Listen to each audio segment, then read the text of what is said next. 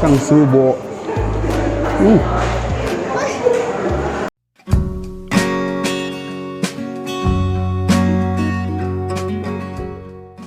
Step one, wake up early, gonna rise with the sun. Step two, get some good, some food in you. Step three, think real hard about what you wanna be.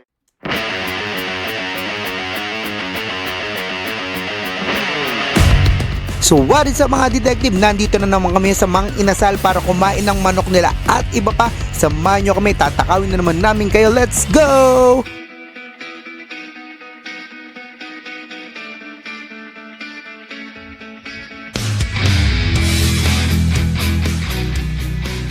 Actually may vlog na kami dito sa Mang Inasal last year at dahil madalis kami dito ay dinocument ko yung mga kain namin kasi nag-repeat it again kami dito. Nung vlog namin last year ay pork sisig at unlimited rice meal na manok ang in-order namin, pero following dine-in namin ay umiwas muna kami sa mga only meals. I'm way past that stage and health first lifestyle na tayo ngayon. End of flashback montage.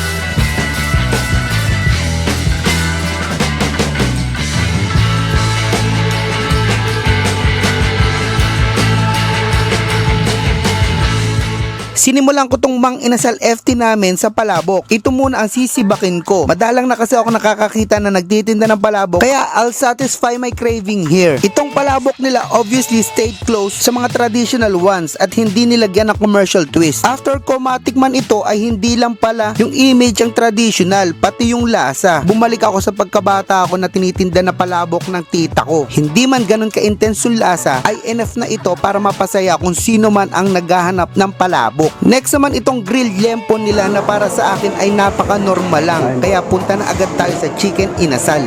What's so wrong with that? Payat.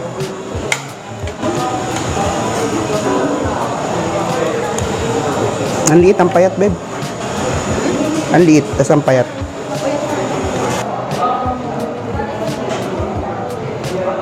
Tapos the best yan, meron ito.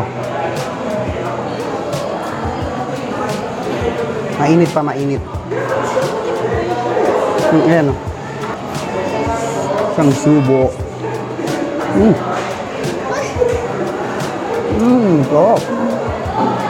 Di ko na kailangang explain to, no? Kasi malamang natikman mo na rin to. Up next naman itong pork sisig na talaga namang napaka-paborito namin. Kada kain namin dito sa Mang Inasal, hindi pwedeng wala ito. Itong pork sisig pala nila, antimano, malamang yung pork neto, grilled. Tapos syempre meron tong special dressing nila. Tapos chicharon, diced onion, at syempre red and green na sili.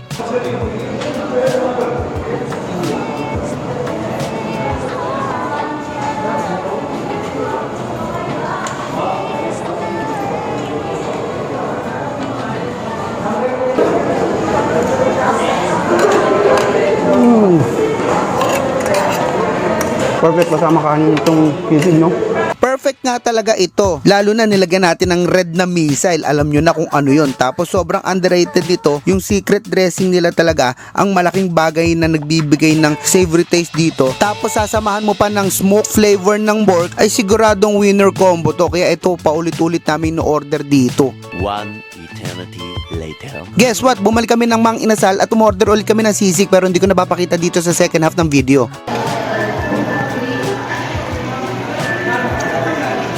At dahil hindi ako nasatisfy sa grilled liempo nila ay itong sizzling liempo naman ang in-order ko this time. At dahil nga sizzling ito ay meron tong gravy at syempre nakita nyo naman jab rice yung kasama nito. Tapos pinaliguan ko ng chicken oil. Talking about healthy lifestyle na sinasabi ko kanina, binawi ko agad.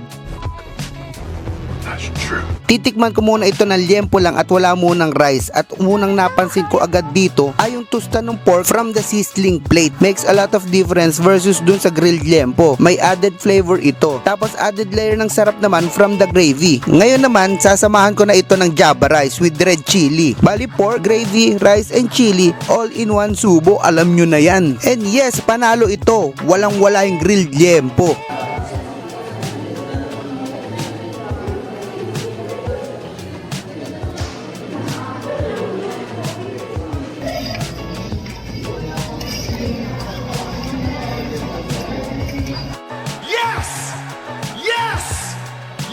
Up next itong grilled chorizo na nakapatong sa Java rice. Makikita dito na thin slices of chorizo ang mga ito. Maninipis lang ang mga cuts niya. Sarap. Java rice pa. In fairness, kahit manipis ito ay malasa naman at bagay ito sa Java rice nila. Last but not the least, itong crema de leche nila na mapapaleche ka sa sarap. Obviously, meron tong gatas tsaka yelo at bukod doon, meron din siyang caramelized banana, makapuno, kitang-kita naman kung gaano karami makapuno at syempre leche flan.